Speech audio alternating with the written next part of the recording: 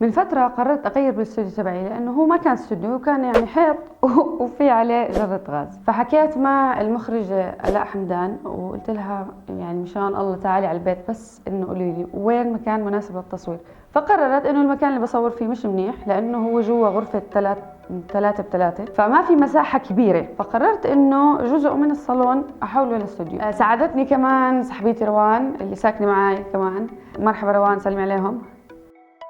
أول إشي عملته هو إني قررت أحط جرايد وأحط عليها كتير أشياء كمدخل يعني مخي أنا هيك بفكر، يعني بشبك الأشياء مع بعض، فكتير represents me، يعني بيمثلني العجقة بالتفكير. بعدين لزقنا الجرايد وحطيت الروابط بين الأشياء اللي بحبها زي كأني عم بعصر ذهني.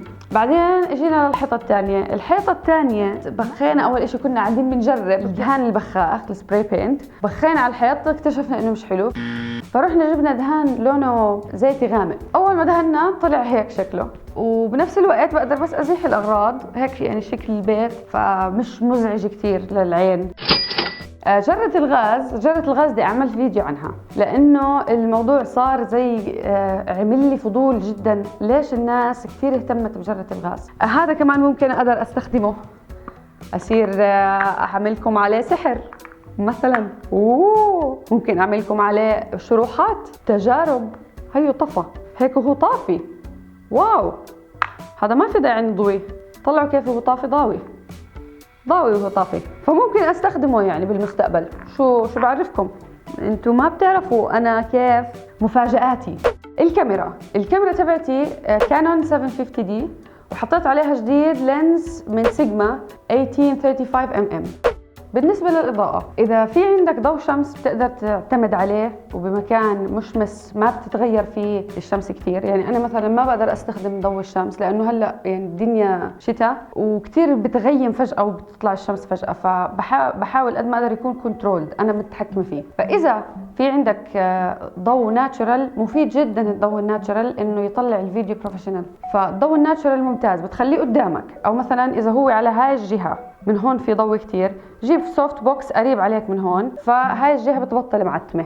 الضوء الرئيسي أنا بستخدم عندي 2 سوفت بوكس، بستخدم واحد منهم بس بحطه ورا الكاميرا يعني قدامي. ممكن تغير مكانه حسب انت كيف بدك الضوء يجي عليك ويجي كمان على الخلفية. وعم بكتشف انه السيتنجز تبعون الكاميرا كتير مهمين. يعني مثلا موضوع الايزو، كتير اوقات بظبط كل اشي والسيت وكل اشي تمام، بس ما بتحكم بقديش الضوء اللي لازم يفوت على الكاميرا عشان يكون افضل اضاءة. هلا هذا الفيديو الايزو تبعه 400 وهيك 800، اذا بتحب الاضاءة تكون باينة اخفت فنزل الايزو. واللي فهمته من جماعة التصوير انه ما بصير يكون الايزو اكثر من 800، مش منيح، الكواليتي تبعت الفيديو بتتاثر. اكتشفت انه مهم انه يكون في فرق بينك وبين الخلفية إذا بدك تعمل إشي more professional. بعدين استوعبت إنه قد أحتاج ضوء يكون وراي عشان يسلط على الخلفية عشان تضوي الخلفية شوي. فشو عملت؟ رحت جبت الضواو تبعون الحديقة. هاي دول الضواو اللي بضوا الحديقة إنه بتقدر تغرسهم بالتراب، شبكناهم بفياش وحطيناهم بالبوات. اكتشفت إنه البوات مناسبين جدا للموضوع لأنهم بيقدروا يحملوه، بتقدر تتحرك بدون ما تهلك حالك وتقعد تبني إشي وهيك. فصرت اعتمدت البوت كجزء من الست تبع التصوير، وهذا البوت أصلا ثقيل. أما بالنسبة للمايك، هلا المايك اكتشفت إنه إشي كتير حساس، لازم كتير تدير بالك وانت تتعامل معاه. كيف أنا بسويه؟ أنا بحطه تحت الأواعي هون تقريبا، هاي المنطقة هون، وبحط عليه لزاق اللي هو من هاد لزاق اللي بتحسوه قاسي شوي زي تبع البنا وهيك. بلزقه وبتني هاي هيك شوي كمان مع التلزيقة، لأنه بس يتحرك بيعمل خرخشة. أو بتقدروا تحطوه مثلا تعلقوه. إذا علقتوه حاولوا ما تحطوا هاي السفنجة اللي عليه، لأنه السفنجة إذا حكت مع إشي بتعمل كتير خرخشة. فلازم يكون المايك suspended يعني معلق بالهواء، مش لازم يلمس إشي. بعدين يفضل إنه بس تركب المايك تعمل تيست. أنا جبت مايك طويل شبكته على الكاميرا نفسها، هو له كيبل طويل، يعني في معك مسافة طويلة. جبت كيبل طويل عشان ما أغلب حالي بالسينكينج، وخلص دايركت من الميكروفون للكاميرا كله مع بعضه. هلا في طريقة طريقة تانية، بتقدر تجيب أي مايك بزبط على التليفون أو على مسجل فويس ريكوردر، كل واحد شكل لأنه في أشياء ما بتزبط على التنين. فجيب مايك مع التليفون بيشتغل، وحط التليفون وحطه على ريكوردر، فويس ريكوردر، واشبك المايك عادي. وانت عم تعمل اديتنج، أول ما تبلش بتعمل سينك للصوت اللي فوق، بتقارن بين صوت الكاميرا وصوت الفايل اللي انت سجلته على موبايلك، وبس تشوف في بيكس مع بعض اعمل سينك. مثلا بتقدر اول ما تصور تعمل هيك عشان يبين عندك انه ارتفع فجأة الصوت، فتقدر تسنكهم على بعض. اما بالنسبة للنظارة، نظارتي عاملت لي مشكلة كبيرة، لانه انا كل فيديو لازم يطلع فيه مشكلة لما بكون لابسة نظارة. فشو رحت سويت عشان ارتاح من هذا الموضوع؟ لانه انا لبس النظارة بالنسبة لي مش بس لاني انا ما بشوف، بس لبس النظارة له بعد نفسي. أنا it's part of my face، هي جزء من وجهي، يعني بحس حالي exposed أو مفضوحة على الناس لما ما بكون لابسة النظارة، وبحكي بطلاقة أكثر لما بكون لابسة النظارة. الموضوع نفسي جدا. بدي أضحي إني مش رح أقدر أشوف منيح لفترة النص، لكن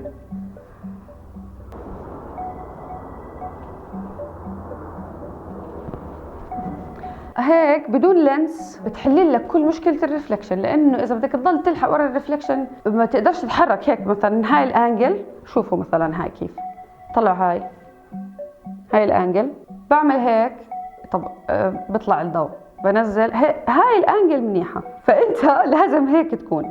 وبعدين طلعنا من جوا الثقب الاسود واحنا بطريقنا هيك، يعني بدك تحكي بدك تتشنج. انا بقدرش اتشنج، انا يعني شخص كتير كول بحب اتحرك دائما، بحب اعمل حركات، اعمل اشياء، يعني ما بزبط معي. لا جد بعرفش اعبر، يعني لازم استخدم ايدي مع like the addition to the language. يعني هاي النظارة حلت لي كتير مشاكل يا جماعة نفسية فهيك كل اشي تمام. بقدر اغير الضوء اللي وراي، ازيحه، في عندي انجل ثانية للتصوير. انتوا اوريدي شفتوا كيف شكله، للمستقبل كيف يطلع، كيف شكلي انا، يعني بس لازم اكون مسشوره وقتها، لانه بطلعوا كيف لما ما بسشور. الي ساعه او ساعتين مأجله التصوير، لانه بستنى بالبطاريه تشحن تبعت المايك، لانه انا ما شحنته. فبدك تجهز كل شيء قبل ما تبلش تصوير. سكر كل الشبابيك وما يكونش في صوت في البيت. انا طبعا شخص ابدا ما عندي خبره بالتصوير، وبلشت على يوتيوب ب 2017، يعني الي سنه ونص تقريبا، 18 9 لا سنتين ونص، والله إلي زمان. اول ما بلشت كان عندي مشكله كبيره مع الضوء مثلا، لانه الضوء بضل يعطي شادو. فالسوفت بوكس اولا حل لي المشكله، وإشي ثاني الضوء ال LED اللي عندي هذا الضوء كمان بيعمل شادو، هذا كمان بيعمل شادو، يعني اذا ضويته بطلع شادو مثلا على الحيط. هو مش مطلع هلا، بتعرفوا ليش؟ لانه انا بعيده عن الخلفيه. فهذا هو النكست بوينت اللي كنت بدي احكيها، بس يكون في خيال للضوء، لانه قدامك عاطي خيال، حاول تضل ابعد عن الخلفيه.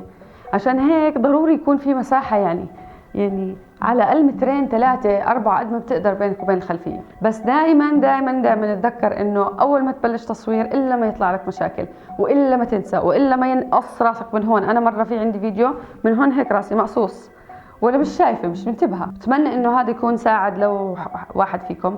الاشياء اللي انا بستخدمها للاديتنج اللي هم ادوبي بريمير برو، وبعمل اوقات اشياء على الستريتر اذا بدي اكتب كلمه بالعربي احط عليها افكت او كفر، اعمل كفر او شيء، فبستخدم الستريتر. وكيف تتعلم البريمير برو؟ يو هاف تو جوجل ذا شيت اوت اوف ات. مثلا كيف بدي اكتب كلمه فوق الصوره، روح اعمل جوجل او يوتيوب وبيطلع لك الفيديو، بتتعلم. اللي بعده شو جاي على بالك تعمل، اي شيء بخطر على بالك جاي على بالك تعمله بالاديتنج، روح دور كيف بنعمل واعمله. اذا حدا شاطر بالبريمير برو، ناس ديزاينرز وهيك، ممكن اذا احتجت شيء ما لقيته اونلاين ممكن تسالهم، وإلا ما يطلع اغلاط. وبعدين احنا بالاخر يعني مش الBBC، يعني أنا مش قاعدة قدام الكاميرا. وقد أعرب الأمين العام للأمم المتحدة عن قلقه إبان وفاة ستيفن هوكينج. يعني إحنا مور فلكسبل، فيعني أوقات بكون مبين المايك ما فيش مشاكل، أوقات بكون مثلا كل درام مبين مثلا ورا بالخلفية جرابات، عادي اتس فاين. إحنا بالبيت قاعدين عم نحكي، إحنا مش كريستوفر نولان. أنت بالآخر يوتيوبر طالع تعمل كونتنت جينيوين أو تعمل محتوى من القلب، مش من القلب كمان انت، يعني مش دائما بيكون من القلب صراحة. مش مهم الديتيلز كتير، المهم انه توصل فكرتك للعالم. سلام. طيب مبدئيا إذا حابب تشارك بصناعة المحتوى العلمي وتفيد الناس، بتقدر تدعمني على باتريون عشان نعمل محتوى رهيب. وبالمرة شوف هذا الفيديو وهذا كمان، واشترك بالقناة واكبس الجرس. شو ضل شيء؟ ما ضل شيء. تابعني على الانستغرام. سلام.